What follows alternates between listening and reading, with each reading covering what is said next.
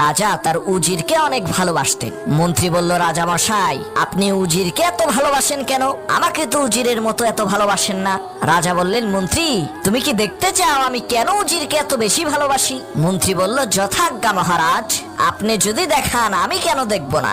মন্ত্রীর এই কথা শুনে রাজা মশাই উজিরকে কাছে ডাকলেন এবং পকেট থেকে 6টি টাকা বের করে সমান ভাগে ভাগ করে উজিরের হাতে দিলেন 3 টাকা এবং মন্ত্রীর হাতে দিলেন 3 টাকা, আর বললেন, তোমরা দুইজনেই বাজার থেকে 1 টাকার এখন এবং 1 টাকার তখন আর 1 টাকার এখনো না তখনও না কিনে নিয়ে আসবে। রাজার এই কথা শুনে মন্ত্রী আকাশ থেকে পড়ল। সে বলল, সর্বনাশ, এই ধরনের আজগবি কথা তো আমি জীবনেও শুনি নাই, কিন্তু রাজার আদেশ পালন তো করতেই হবে, কি আর করার। মন্ত্রী বাজারে গেল এবং দোকানদারকে বলল, ভাই, আমাকে একটা এখন আর একটা তখন আর একটা এখনো না তখনও না দাও তো। মন্ত্রীর এই কথা শুনে দোকানদার বলল, মাননীয় মন্ত্রী মহোদয়, আপনার কি মাথা খারাপ হয়েছে? এই ধরনের আজে বাজে কথা বলছেন?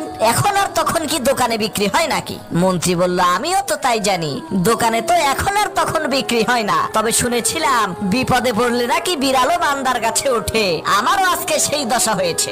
যাই হোক, মন্ত্রী অনেক চেষ্টা করার পরও এখন আর তখন কিনতে পারল না। সে ব্যর্থ হয়ে খালি হাতেই রাজদরবারে উপস্থিত হলো। কিছুক্ষণ পর উজির আসলো।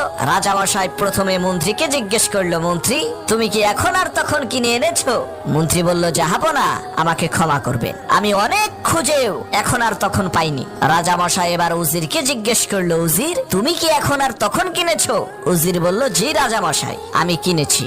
রাজা বললেন, কিভাবে কিনেছো একটু বলো তো। উজির বলল, রাজা মশাই, আমি বাজারে যেয়ে দেখি দোকানদার গরম গরম জিলাপি বানাচ্ছে, সেখান থেকে আমি 1 টাকা দিয়ে একটা জিলাপি কিনে খেয়েছি। এইটা হলো আমার এখন। কাল হাসরের ময়দানে এই 1 টাকা আমার কোনো কাজে আসবে না। তারপরে দেখলাম এক ভিক্ষুক ভিক্ষা করছে, আমি সেই ভিক্ষুককে 1 টাকা দান করলাম। সেই 1 টাকা হচ্ছে আমার তখন। কাল কিয়ামতের কঠিন মুসিবতের দিনে মা যখন তার সন্তানকে পরিচয় দেবে না, স্ত্রী যখন তার স্বামীকে চিনবে না, ওই ভিক্ষুককে দেয়া 1 টাকা তখন আমাকে সাহায্য করবে। এরপর বাজারের মধ্যে দেখতে পেলাম এক গায়ক গান গাচ্ছে, তার গান শুনে তাকে দিলাম 1 টাকা। সেইটা হলো আমার এখনো না তখনও না। এই 1 টাকা দুনিয়াতেও আমার কোনো উপকার করবে না, আর কাল কিয়ামতের দিনেও আমার কোনো কাজে আসবে না।